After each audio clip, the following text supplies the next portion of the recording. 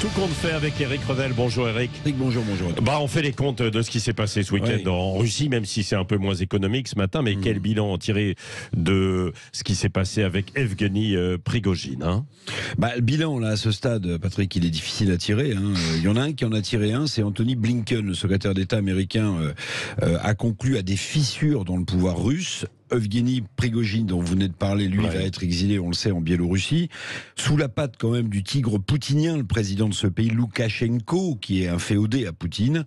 Le groupe des mercenaires wagnériens, lui, va être intégré donc sous les ordres de l'armée russe. Reste à savoir si Poutine maintiendra sa confiance à long terme au ministre de la Défense russe, Shoigu, qu'il rencontre d'ailleurs aujourd'hui au Kremlin.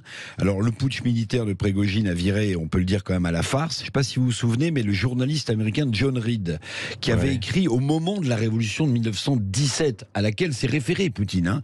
John Reed avait écrit un livre, un fameux livre, qui est resté dans beaucoup de mémoires, Les 10 jours qui ébranlèrent le monde, pour parler de la révolution bolchevique.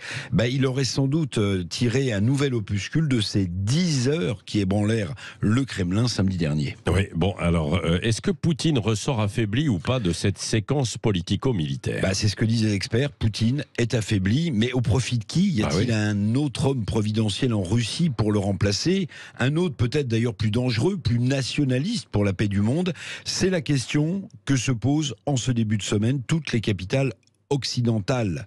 En tout cas, la Russie du 21e siècle apparaît comme un géant au pied d'argile. Souvenez-vous, on l'a déjà oublié, il y a quelques semaines, des troupes russes pro-ukrainiennes étaient entrées à Belgorod, en territoire russe, sans aucune résistance militaire. Donc les capitales occidentales se posent la question, elle est où la grande armée russe qui défend le territoire russe? Oui, c'est ça. Quel avenir aussi pour les mercenaires du groupe Wagner et de leur chef Prigojine? Alors les mercenaires du groupe Wagner, je l'ai dit, vont passer sous les fourches codines donc de l'armée russe. Ces mercenaires patriotes d'anciens détenus aguerris au champ de bataille seront sans doute précieux dans le conflit en Ukraine. C'est ce que doit se dire Poutine. Pour Evgeny Prigojine, qu'a-t-il vraiment négocié avec Poutine pour accepter un exil en Biélorussie? Allez, on peut se le dire, on n'en sait rien. La seule chose que l'on sait, c'est qu'on ne sait pas grand-chose, en réalité, de ce qui se passe à l'intérieur des murailles du Kremlin. Savoir que l'on ne sait pas.